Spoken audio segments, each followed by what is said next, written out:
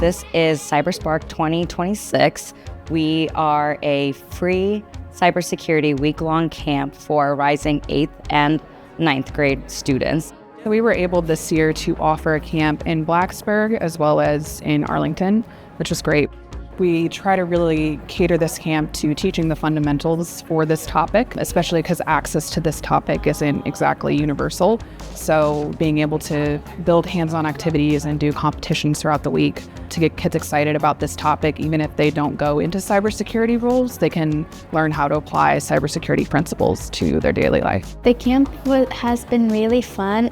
I feel like the games we played really helped me understand all the concepts we learned about. I really like this camp because it's not only learning about things on PowerPoints, but then it's also doing activities, talking with people. It's like a good mix of everything.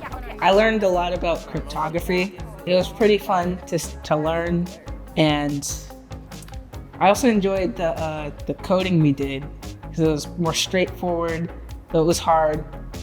It was really fun. I really enjoyed the team bonding exercises. We could all come together to do something we all enjoyed.